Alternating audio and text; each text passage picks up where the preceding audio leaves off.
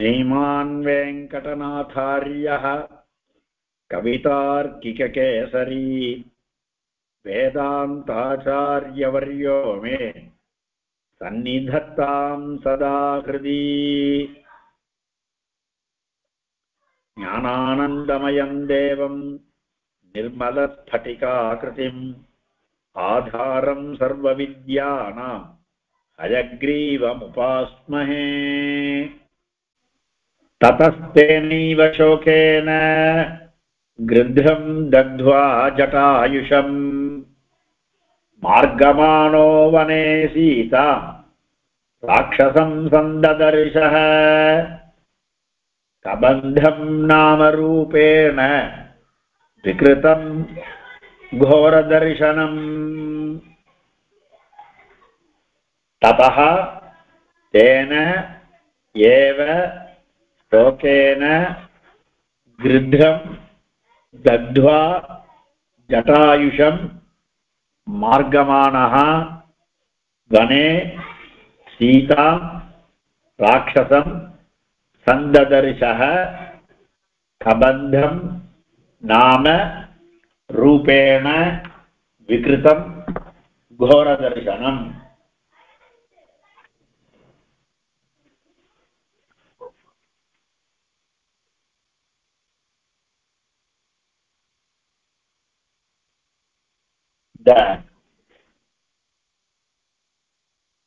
ஜட்டாயுவ பார்த்த உடனே ராமனுக்கு சோகம் ரொம்ப அதிகமா படுத்து. எப்படி அதிகம்னா, ஒரு பெரிய சோகம் வந்துதானா மனுஷாளுக்கே சகஜம். ஒரு சோகம் வந்துதானா பழைய சோகத்தெல்லாம் சேர்த்து வச்சு எல்லா கஷ்டத்தையும் சேர்த்து நினைப்பா. அந்த மாதிரி நான் போன வாரத்திலேயே சொன்னேன் இந்த ஸ்லோகத்தை. ராமனுக்கு ராஜ்யத்திலேருந்து இறங்கினதுலேருந்து வந்து ஸ்லோகம் அசோகம் அதுலேருந்து ஆரம்பிச்சு ராஜ்யாத் பிரம்சா வனே வாசா சீதா நஷ்டா திஜோகதான்னு ஆரம்பிச்சு எல்லா சோகத்தையும் சேர்த்து அந்த சோகம் ரொம்ப அதிகமா இருக்கான். அதனால அந்த சோகத்தினால என்ன பண்றாங்கன்னா, அந்த சோகம் ரொம்ப அதிகமா போய் அந்த சோகத்தினுடைய சோகின சகன்னு வியாக்கியானம். ஜட்டாயுஷம் கிருத்ரம் தக்வா, ஜட்டாயுவுக்கு சம்ஸ்காரங்கள்லாம் பண்ற. ஜட்டாயுவுக்கு சம்ஸ்காரம் நாம எதுக்கு பண்றார் அப்படின்னா, ஜட்டாயுவுக்கு மோட்சம் கொடுக்கிறார். இவர் தான் மனுஷனாதானே வந்திருக்கார். மனுஷனா வந்தவருக்கு மோட்சம் கொடுக்க முடியுமா? மோட்சம் கொடுக்கிற அதிகாரம் உண்டா அப்படின்னா, அந்த ஜட்டாயுவுக்கு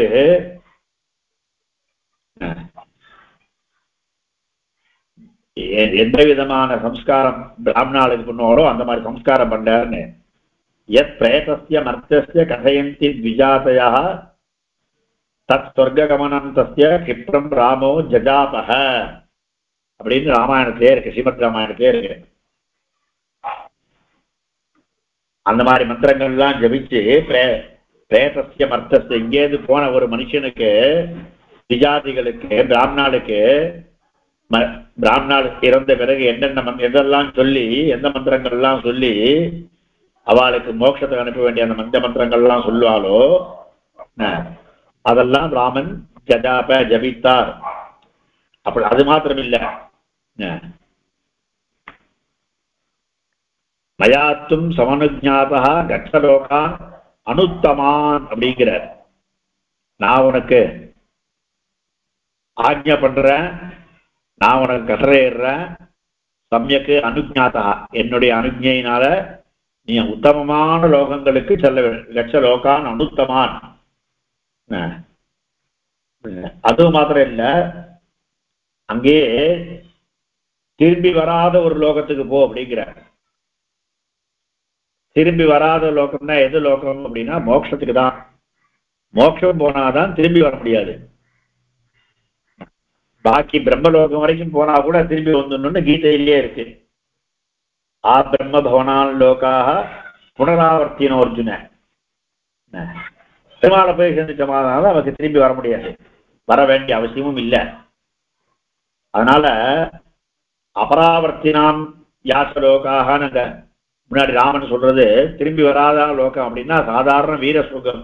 இங்க யோக இதுல யுத்தத்துல மரித்தவார்களுக்கு யுத்தத்துல போனவாளுக்கு வீர சொர்க்கம்னு உண்டு. சொர்க்கத்துக்கு போவாவா? அந்த சொர்க்கம்ன்றது அந்த சாதாரண சொர்க்கத்தை சொல்ல மோட்சத்தை தான் சொல்றது அப்படின்னு. இது எங்க சொல்றதுன்னா நிருசிம்ம புராணத்துல ஒரு ஸ்லோகத்துல இந்த மாதிரி எடுத்திருக்கு. எனக்காக இந்த கழுகு எதனால எனக்காக இந்த கழுகு பிராணனை விட்டுதோ அதனால விஷ்ணுலோகத்துக்கு போட்டோம். மத்கிருதே நிதனம் யஸ்மாத் त्वया பிராப்தம் திஜோத்தம தஸ்மாத் त्वं மத்பிரசாதேன விஷ்ணுலோகம் கமிஷ்யசி. திஜோத்தமன்றதால திஜேஷு உத்தமஹா பட்சிகள்ல சிரேஷ்டன்னு அர்த்தம். திஜ சப்தத்துக்கு பட்சின்னு அர்த்தம் உண்டு, பிராமணன் அர்த்தம் உண்டு. ரெண்டு பேரும் திஜார்கள் தான். ரெண்டு ஜென்மா உள்ளது. அப்படினால பட்சி முட்டையில முதல்ல முட்டையா அப்புறம் முட்டையிலிருந்து குஞ்சா வர்றது, ரெண்டு தரம் ஜென்மா. பிராமணாளுக்கும் முதல்ல ஒரு மனுஷனா ஜென்ம, அதுக்கப்புறம் உபநயனத்தினால பிராமண ஜென்மா. அதனால திஜான்னு பேரு. அந்த திஜோத்தமன்னு சொல்லி நீ எனக்காக பிராணம் விட்டபடினா நீ விஷ்ணுலோகத்துக்கு போவான்னு நிருசிம்ம புராணத்துல வேற சொல்றீங்க. ராமனுக்காக பிராணனை விட்டா விஷ்ணுலோகத்துக்கு போனோமா அப்படின்னா அது வேத புராணத்துல அக்னி புராணத்துல எப்படி சொல்றதுன்னா ஆக்னேய புராணத்துல விஷ்ணுவை உத்தேசித்து யாருக்கு மரணம் வருதோ அவளுக்கு வைகுண்ட லோகம் நிச்சயம்னு ஒரு ஸ்லோகம் இருக்கு. விஷ்ணோஹோ காரியம் சமுத்திஷ்ய தேகத்தியாகோ யதஸ்கிருதா. விஷ்ணுவின் காரியத்தை உத்தேசித்து யாரால தேகத்தியாகம் பண்ணப்பட்டதோ தேன வைகுண்டமாசாத்திய முக்தோ பவதி மாணவா. அவர்களாலே வைகுண்டத்தை அடைந்து அவர்கள் முக்தர்களாக ஆகிறார்கள் அப்படின்னு.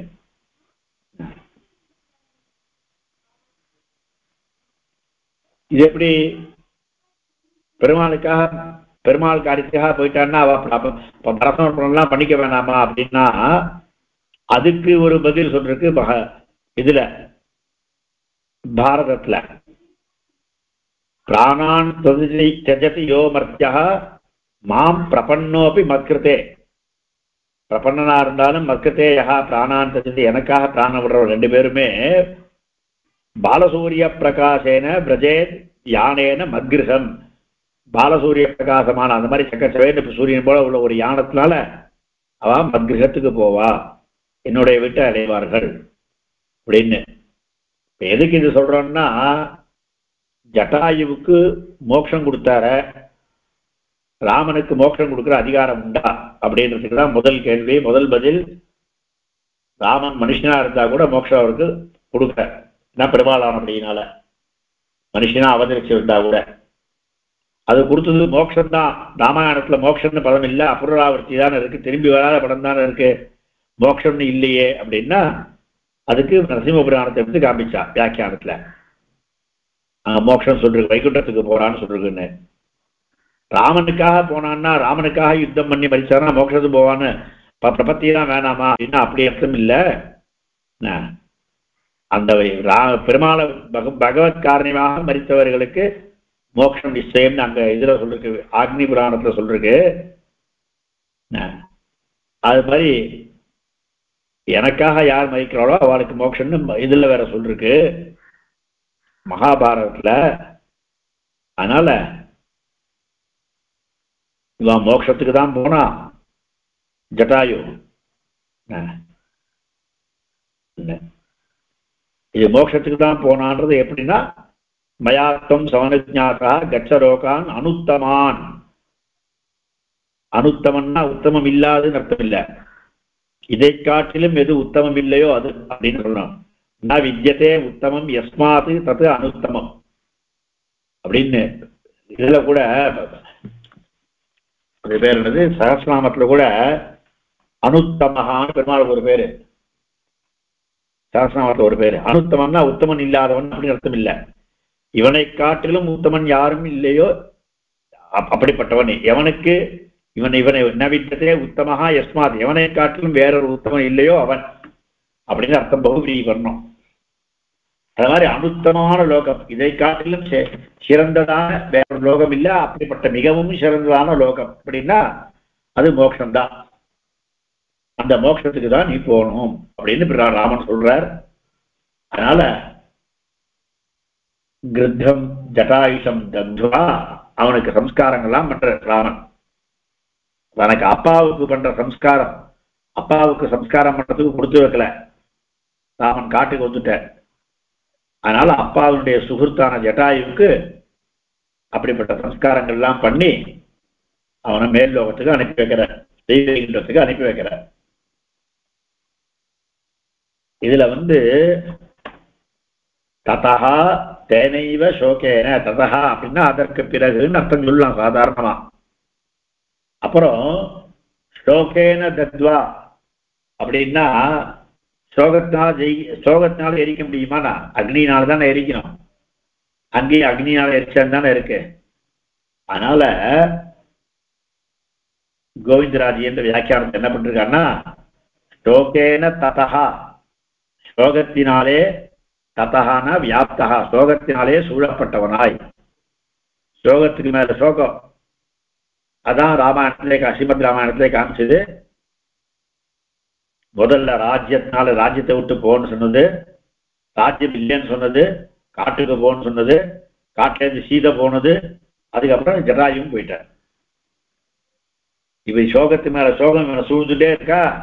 அப்படி சோகத்தினாலே சூழப்பட்டவனாய், சோகேன சோகத்தினாலே, ததஹா சூழப்பட்டவன், தேனைவ அந்த காரணத்தினாலே சோகத்தினாலேயே, இந்த சோகம் சூழ்ந்திருக்கிற அதோனாலேயே அந்த காரணத்தினாலே ஜட்டாயுஷம் கிருத்தம் தத்வா, ஜட்டாயுஷம் ஜட்டாயு என்கிற கிருத்தம் அந்த கழுகை, தத்வா எரித்து விட்டு,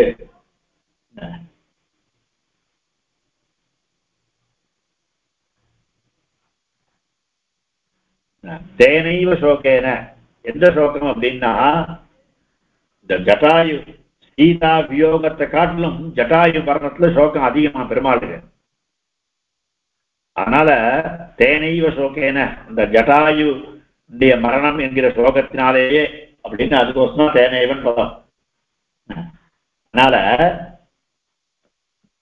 சோகேன சதா தேனைவ சோகத்தினாலே சூழப்பட்டவனாய், தேனைவ சோகேன அந்த சோகத்தினாலேயே கிருத்ரம் தத்வா, கிருத்ரம் ஜட்டாயுஷம் தத்வா, கிருத்ரம் கழுகான ஜட்டாயுவை ஜட்டாயுக்கு பெயருடனே தத்வா அவனை எரித்து விட்டு அவனுக்கு அக்னி சம்ஸ்காரம் எல்லாம் பண்ணிட்டு, ததேனைவ சோகேன கிருத்ரம் தத்வா ஜட்டாயுஷம். அதுக்கப்புறம் மார்க்கமானோ வனே சீதாம், வனே வனத்தில், சீதா சீதையை, மார்க்கமானஹா தேடுபவனாய்,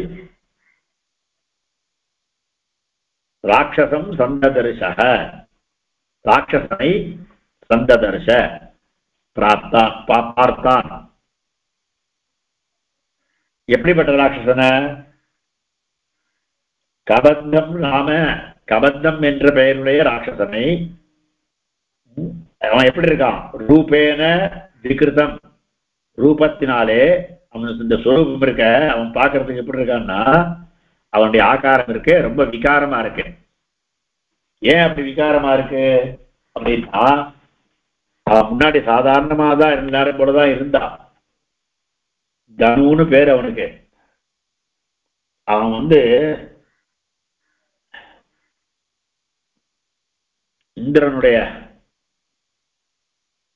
தபஸ் பண்ணி ரொம்ப சிறகாலம் ஜீவிக்கிறதுன்னு தபஸ் பண்ணி வாங்கிட்டான். நாம் தான் நிச்சயமா சிறகாலம் ஜீவிப்போமே, இனிமே நமக்கு இங்க இது கிடையாதுன்னு இந்திரன் கிட்ட யுத்தத்துக்கு போனான். இந்திரன் என்ன பண்ணா, அவன் தலையை தப்பி தலையை உள்ள அழுத்திட்டான். கழுத்துக்கு கீழே தலை போயிடுச்சு. தலை இப்ப எங்க இருக்குன்னா, முகம் எங்க இருக்குன்னா வயத்துக்கூட இருக்கு அவனுக்கு, வெறும் கழுத்து தான் இருக்கு. அதனால ஒண்ணு கற்பனை பண்ணி பார்த்தா தெரியும். ஒருத்தனுக்கு முகம் எங்க இருக்குன்னா வயத்துல முகம் இருக்கு, முகத்துல கண்ணு மூக்கு எல்லாம் வயர் இருக்க வேண்டிய இடத்துல இருக்கு. கழுத்துக்கு மேல ஒண்ணும் கிடையாது, 2 கை மாத்திரம்.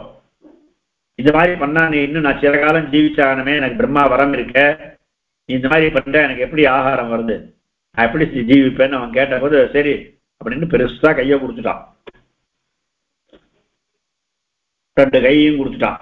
எப்ப இவனுக்கு இதெல்லாம் மோட்சம்னா, ராமன் எப்போ 2 கையையும் ராமலட்சுமணா உங்களுக்கு 2 கையிலும் வெட்டுறாடோ அப்பதான் உனக்கு இந்த சாபத்துல இருந்து மோட்சம் வர சொல்லியாச்சு ஏற்கனவே. இப்ப அவனுடைய ரூபம் எப்படி இருக்கு? கழுத்து வெறும் முண்டம், கழுத்து கிடையாது. இந்த கழுத்து தான் இருக்கு, மேல தலை கிடையாது. தலை எங்கடா இருக்குன்னா வயத்துக்குள்ள இருக்கு. அதுவும் கண்ணும் மூக்கும் வயரும், கண்ணு மூக்கு வாயெல்லாம் வயத்துல இருந்து, 2 கை மாத்திரம் பெருசு. அப்படி ஒரு ராட்சசன்.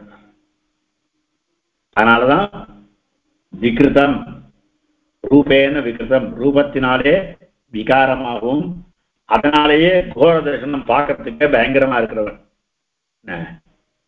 அப்படிப்பட்டதான பயத்தை உண்டா அந்த பார்த்தாலே ஒரு பயமா இருக்கும்.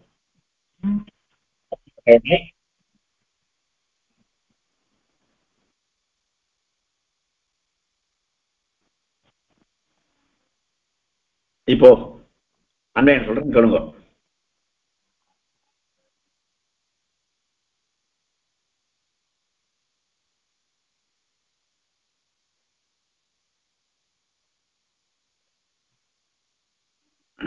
ராகவன் பதத்தை நம்ம முன்னாடி சேர்த்துக்கணும். அது முன்னாடி இந்த ஸ்லோகத்துல இல்ல, ஏன்னா இந்த ஸ்லோகத்தை கர்த்தாவே இல்லை. ராகவ ஸ்லோக சந்தத்தோ அந்த ஸ்லோகத்திலிருந்து ராகவன் பதத்தை சேர்த்துக்கணும். ராகவஹா ஸ்லோகேன ததஹா, ஸ்லோகத்தினாலே சூழப்பட்டவனாய், தேனைவ அந்த ஸ்லோகத்தினாலே ஸ்லோகம் காரணமாகவே, ஸ்லோகேன யுக்தா ஸ்லோகம் காரணமாகவே, ஜட்டாயுஷம் கிருத்ரம், ஜட்டாயுஷம் ஜட்டாயு என்ற பெயரையுடைய கிருத்ரம் அந்த ராட்சச அந்த பறவையை தக்த்வா எய்த்துவிட்டு, வனே காட்டில், சீதாம் மார்க்கமானஹா சீதையை தேடுபவனாய், கோர தரிசனம் மிகவும் பயத்தை பார்த்தாலே பயத்தை உண்டாக்குபவனான, ரூபேன விகிருதம் விகாரமான ரூபத்தை உடையவனான, கபந்தம் நாம கபந்தம் என்று பெயருடைய ராட்சசம் ராட்சசனை சந்ததர்ஷ பார்த்தான் அல்லவா என்று. ராகவஹா ராகவன், சோகேன ததஹா சோகத்தினாலே சூழப்பட்டவனாய், தேனைவ அந்த சோகம் காரணத்தினாலேயே, ஜட்டாயுஷம் கிருத்ரம் ஜட்டாயு என்ற பெயரையுடைய கிருத்ரம் கழுகினை, தத்வா எரித்து, வனே காட்டில், சீதாம் சீதையை, மார்க்கமானஹா தேடுபவனாய், கோர தரிசனம் பார்ப்பதற்கே பயங்கரமாயும், ரூபேன விகிருதம் ரூபத்தினாலே விகாரமாயும் உடையவனான, கபந்தம் நாம கபந்தம் என்று பெயருடைய ராட்சசம் ராட்சசனை சுந்ததரிச பார்த்தான். என்றது ஸ்லோகபூர்ணம் அதுவா பிரசித்திக்கு அர்த்தம். சந்ததரிச பார்த்தான். கஹா சந்ததரிச, ராமஹா சந்ததரிச. ராகவஹான்னு முன் ஸ்லோகத்தில் எடுத்துக்கணும். ராகவஹா சந்ததரிச.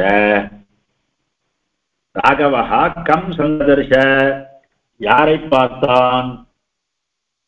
ராட்சசம் சந்ததரிச, ராட்சசனை பார்த்தான். கின்னாம ராட்சசம், கபந்தம் நாம ராட்சசம் சந்ததர்ஷ. புனः கீதृशं ராட்சசம்,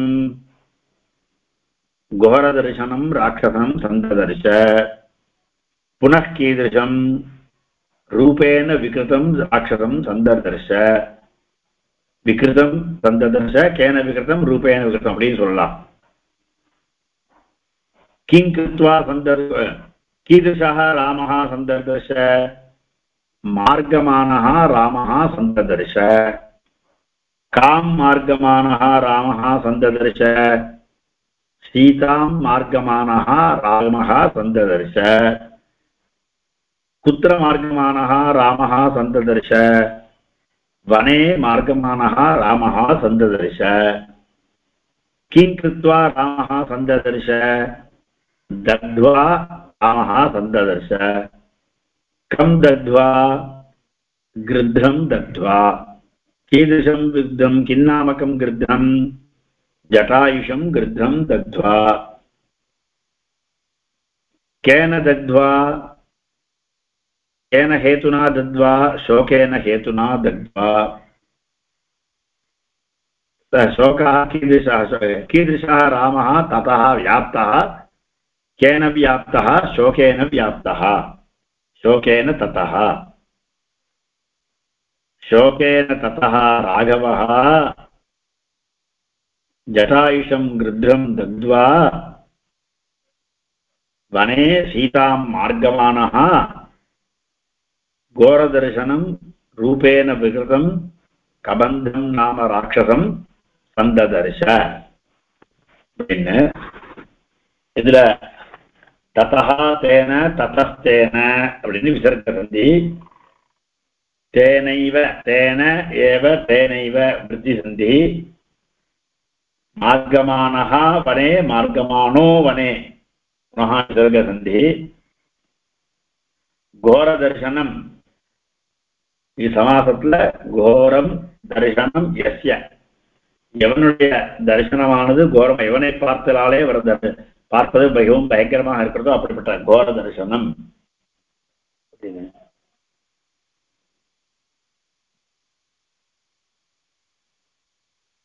சரியாச்சா? இன்னொரு தடவை கேட்டா எனக்கு ரெண்டு சம்சயம் இருக்கு, அவனுக்கு அன்வயம் இருக்கு. அடியன் முதல்ல அன்வயம் சொல்லிட்டு அடியனுக்கு சொல்லிட்டு முதல்ல இந்த சொன்ன ஒன்றரை ஸ்லோகத்துல கத்திர வாசக பதமே கிடையாது. அதனால முன் ஸ்லோகத்துல இருந்து அதை எடுத்துக்கணும். ராகவா அப்படின்னு ராகவ ஸ்லோக சந்தப்தா விரலாபாகுலேந்திரியான்ற கொள்ளியோ அந்த ராகவகான்ற பதத்தை அங்கேருந்து எடுத்துக்கணும்.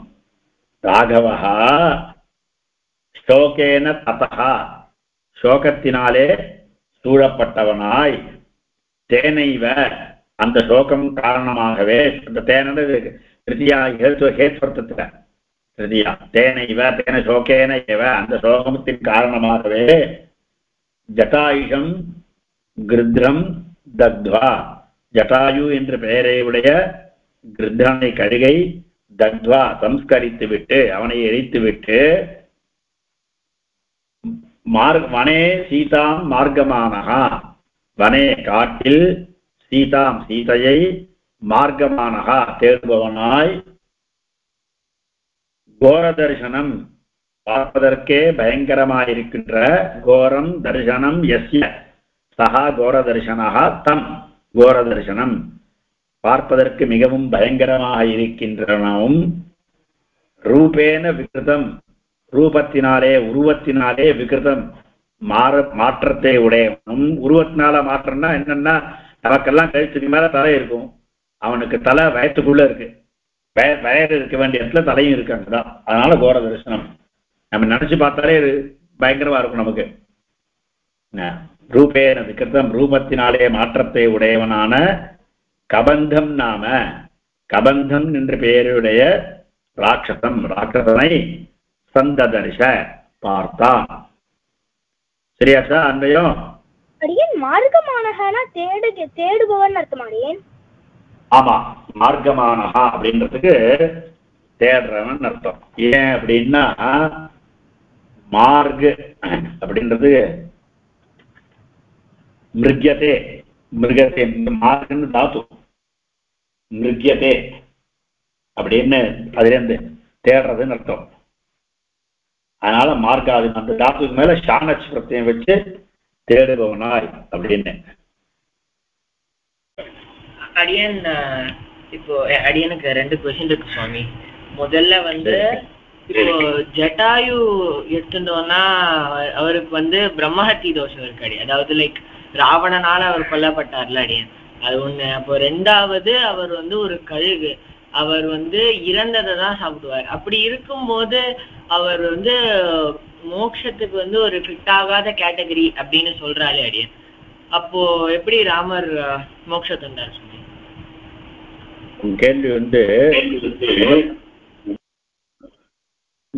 நீ ஆஃப் பண்ணிக்கோ, மியூட் பண்ணிக்கோ.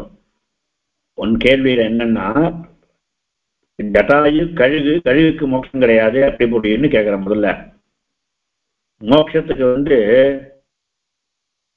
எல்லா பிராணிகள் ஜீவராசிகளுக்கும் அதிகாரம் உண்டு. அதாவது பிரபத்திக்கு மோட்சம் போறதுக்கு எல்லாருக்கும் அதிகாரம் உண்டு.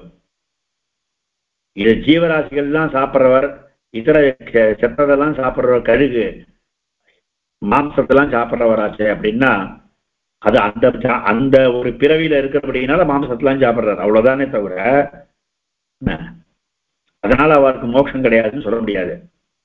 அந்த காலத்துல அந்த பட்சிகள்லாம் வெறும் பட்சியா இல்லை, வெறும் கழுகுன்னா கழுகு மாத்திரம் இல்லை, அவர் கழுகு ரூபத்தில் இருக்கிற மனுஷர் தான் வச்சுக்கணும். ஏன்னா அவருக்கு பேசுற கழுகு பேசுமா, கழுகு தானே அப்படின்னு கேட்டேன்னா கழுகு பேசுமா அப்படின்னு அடுத்த கேள்வி வருமா வராதா?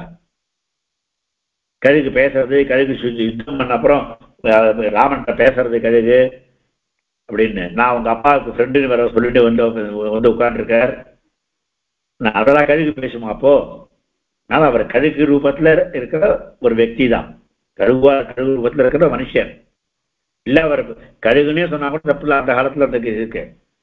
அவருக்கு மோட்சத்துக்கு அதிகாரம் உண்டானா நிச்சயமா மோட்சத்துக்கு அதிகாரம் உண்டு. ஏன்னா மோட்சம் போறதுக்கு எல்லா ஜீவராசிகளுக்கும் அதிகாரம் உண்டு. சரியாச்சா? அதனால இந்த 2வது கேள்வி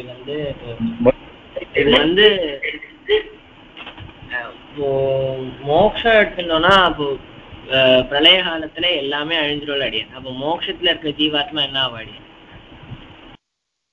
பிரளய காலத்துல அழியறது எதுன்னா இந்த கீழே இருக்கிற லோகங்கள் தான் அழியும். மோட்சம் நித்திய விபூதின்னு பேர் அதுக்கு அழிவே கிடையாது. கீழே பாக்கி இருக்கிற லோகங்கள் தான் அழியும். பெருமாள் தான் அங்க இருப்பார். பாக்கி அங்க இருக்கிறவாள் அங்க போயிட்டு வாழ்க்கலாம் பிரளயமும் கிடையாது, புனர் உற்பத்தியும் கிடையாது. அங்க போயிட்டு வாழ்க்கலாம் மறுபடியும் பிறக்கவும் மாட்டா, எதுவும் மாட்டான். மோட்சத்துக்கு போயாச்சுன்னா அங்க இருக்கிறவாள்லாம் அங்கேயே இருப்பா. அப்ப பிரளய காலத்துல மோட்சத்துக்கு ஒரு விகாரமும் கிடையாது. மோட்சன்றது இப்ப பிரளயன்றதுலாம் எதுக்குன்னா இந்த பிரம்மாண்டத்துக்குள்ள இருக்கிறது தான். இந்த பிரம்மாண்டத்துக்குள்ள இருக்கிறவளுக்கு தான் இந்த பிரளயம், இந்த மோட்சம், இந்த அழிவெல்லாம், சிருஷ்டி சம்ஹாரம்லாம் இதுக்கு இங்க கீழே இருக்கிறவளுக்கு தான். நித்திய விபூதிக்கு போயாச்சுன்னா மோட்சத்துக்கு அங்க அழிவே கிடையாது. அதனால அங்க இருக்கிறவாள் அங்க போயாச்சுன்னா அங்கேயே தான் இருப்பா. அவ பெருமாளையே சேவிச்சுட்டு எப்பவும் பெருமாளையே சேவிச்சுட்டு பெருமாளையே நமகா நமகா நமகான்னு அவளையே பெருமாளையே சேவிச்சுட்டு இருப்பா. அங்க போயாச்சுன்னா அவளுக்கு பசி தாகம் தூக்கம் ஒன்றும் கிடையாது. அங்க போயிட்டு அவளுக்கு எப்பவும் பெருமாள் பகவத் அனுபவம் மட்டும்தான். அந்த மாதிரி இருக்கவாதான். அதனால அவளுக்கு பிரளய காலத்துல இதுக்கு அவளுக்கும் இதுக்கும் சம்பந்தம் இல்லை, பிரளயத்துக்கும் இதுக்கும் சம்பந்தம் இல்லை. அவன் அங்கேயே இருந்துட்டு இருப்பா. நெக்ஸ்ட். அதனாலதான் அதுக்கு நித்திய விபூதின்னு பேரு. பாக்கி 3த்துக்கும் லீலா விபூதின்னு. லீலா விபூதியில் இருக்கிறவங்களுக்கு தான் இதெல்லாம் தகராறு. இதெல்லாம் நாம எல்லாரும் மோட்சத்துக்கு போறது நித்திய விபூதிக்கு தான் போவோம். மோட்சன்றது அதுதான். இந்த கேள்வி இவர் சரணாகதி பண்ணாரா, சரணாகதி பண்ணாம மோட்சத்துக்கு போகலாமா அப்படின்னா அதுக்குதான் பதில் சொன்னார். பகவானுக்காக யுத்தம் பண்ணி அதனால அவர் மோட்சத்துக்கு போனார், பகவானுடைய இது பண்றதுக்காக. இப்ப மோட்சம் போறதுக்கு அதுவே ஒரு சரணாகதி மாதிரி தான் அது, பகவானுக்கு இது பண்றதுக்காக அப்படின்னு. அதனாலதான் அந்த அக்னி புராணம்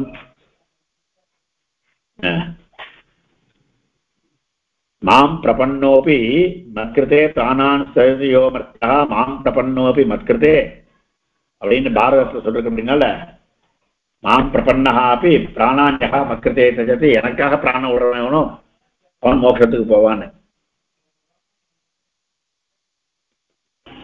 அடியேன் அப்படி பார்த்தா கூட இப்போ ராவணனோட சண்டை போட்டு அவர் வந்து ஒரு வீர மரணம் தானே அடியேன் அடைஞ்சிருக்காரு. அப்படின்னா அவர் ஸ்வர்க்கத்துக்கு தானே அடியேன் போகணும். வீரமரணம் இல்ல, இது வீரமரணம் இல்ல. அவன் வீர சொர்க்கத்துக்கு போல, அவன் மோட்சத்துக்கு தான் போனான்னு. அவன் வெறுமை வீர சொர்க்கத்துக்கு மாத்திரம் போல. அவன் ராவணனோட சண்டை போட்டதுக்கு மாத்திரம், சண்டை போட்டா வீர சொர்க்கம் போனா திரும்பி வர வேண்டியதுதான். ஆனா அங்க ராமாயணத்துல என்ன இருக்குன்னா அப்புனர்பவம்னு, மறுபடியும் அப்புனாவர்த்தினோ லோகான்னு, மறுபடியும் திரும்பி வராமலான லோகம் அப்படின்னு இருக்கு. என்ன அபராவர்த்தினான் செய்யான்னு, திரும்பி வரா யார்கள்லாம் திரும்பியே வர மாட்டாரோ அந்த அந்த லோகத்துக்கு போலான்னு. அப்படிப்பட்ட லோகம்னா எதுன்னா அது வந்து மோட்சமான தவிர அங்க போனாலும் திரும்பி வர மாட்டார். அதுதான் சொன்னேன், பிரம்மலோக பரியந்தம் போனாலும் திரும்பிதான் வரணும் அப்படின்னு கீதையில சொல்லிருக்குன்னு. ஆ பிரம்ம புவனால் லோகாக புனராவர்த்தினோர்ஜுன அப்படின்னு, பிரம்மலோக பரியந்தம் போனாலும் திரும்பிதான் வரணும், திருப்பி ரிட்டர்ன் தான். ஆனா அதுக்கும் மேலதான் அவன் போயிருக்கான். திரும்பியே வர முடியாதபடிக்கு வருவதற்கு அவசியம் இல்லாத ஒரு லோகம்னா எங்க போனா திரும்பி வர வேண்டாமோ அங்க அந்த லோகம் எதுன்னா அது மோட்சம் தான். அதனால மோட்சத்துக்கு தான் அவன் போறான். அவனுக்கு மோட்சத்துக்கு தான் கொடுத்தார் பகவான். அவருக்கு மோட்சம் ஹலோ கேக்குறது சொல்லு. இல்ல கிளியர் ஆயிடுச்சு அப்படின்னு சொன்னேன், சந்தேகம் கிளியர் ஆயிடுச்சு. மோட்சம் கொடுக்கறதுக்கு பெருமாளுக்கு தான் அதிகாரம். அவன் ஒத்துண்டானா அப்புறம் யாருக்கு என்ன? அவன் இந்த விஷயத்துல பெருமாள் தன்னை மறந்து அந்த இடத்துல மோட்சம் கொடுத்துருக்கார் அவனுக்கு. அதாவது பெருமாள் வந்து பின்னாடி கடைசியில சொல்றச்ச ராமாயணத்துல கடைசியில, ராமாயணத்துல ஆரம்பத்திலயுமே மனுஷன் தான் சொல்றார். வால்மீகி கேட்கிறார், கோன்வஸ்மின் சாம்பிரதம் லோகே குணவான் கஷ்ட வீரியவான். இந்த லோகத்துல இப்ப இருக்கிறதுல இந்த கேள்வியெல்லாம் முதல்ல இருக்கு, ஆரம்பத்துல உங்களுக்கு இருக்கு, பின்னாடிதான் நடத்தணும் அந்த பாகங்கள்லாம். இந்த லோகத்துல இப்ப இருக்கிற லோகத்துல யார் வந்து குணவான் வீரியவான்லாம் கேட்கறச்ச ராமர் பயில் சொல்றார், தைரியுக்த சூயதாம் நரகான். இந்த மாதிரி குணங்களை உடைய நரனை நான் சொல்றேன் கேளுங்கோன்ற. தைரியுக்த ஸ்ரீயதாம் நரகான. அது மாதிரி யுத்த காண்டம் முடியறச்ச கூட ராமன் என்ன சொல்ற, பாக்கி தேவதைகள்லாம் வந்து ஸ்தோத்திரம் பண்றச்ச பிரம்மா வர சிவன் வர எல்லாரும் ஸ்தோத்திரம் பண்றான். அப்ப ஸ்தோத்திரம் பண்றச்ச நான் சாதாரண மனுஷன் தானே, ஆத்மானம் மானுஷம் மன்யே ராமம் தசரதாத்மன்னு, நான் மனுஷனா தானே வந்திருக்கேன் அப்படிங்கிறார். பெருமாள் இதெல்லாம் வந்து அவதாரங்கள்லாம் பெருமாள் நமக்கு நடித்து காண்பிக்கிறார். பெருமாளுக்கு துக்கங்கள்லாம் கிடையாது, பெருமாள் நடித்து காண்பிக்கிறார். இப்ப தன்னை மனுஷனாக தான் நடிச்சுட்டு இருக்கார். அப்புறம் மனுஷனா நடத்திட்டே இருக்க திடீர்னு வந்து இவனுக்கு நான் சொல்றேன் நீ மோட்சத்துக்கு போ அப்படின்னு எப்படி சொல்ல முடியும் அப்படின்னா, அதுவும் வந்து மனுஷனான மனிதனால்தான். மனுஷனுக்கு சோகம் அதிகமா படுத்துனா என்ன பண்றோன்னு தெரியாது, என்ன சோகத்தினால என்ன பண்றதுன்னு தெரியாது, சோகம் அதிகமா போச்சுன்னா. அந்த மாதிரி மனுஷனா பெருமாள் நடிக்கிற அப்படின்னால்தான் சோகம் அதிகமா போய் இவருக்கு தன்னுடைய ஸ்திதியிலேருந்து விட்டுட்டு நான் மனுஷன்றதை மறந்துட்டு மோட்சத்தையே கொடுத்துட்டார் அப்படின்னு. அப்படி நடிச்சதும் மனுஷன் தான். அதை கொடுத்தது மனுஷத்துவம், மனுஷனா நினைச்சுட்டு இருக்கிற அப்படின்னாலதான். ஏன்னா மனுஷாளுக்கு ரொம்ப சோகம் வந்துதான் நிலை மாதிரி என்ன பண்ணுவோன்ற தெரியாம பண்ணுவா. அந்த மாதிரி இது அப்படின்னு. ஓகேயா? புரிஞ்சுட்டேன். சரி, நீயே இந்த ஸ்லோகத்தை ஒரு தடவை வாசி பார்ப்போம். ததஸ்தேனைவ வாசி.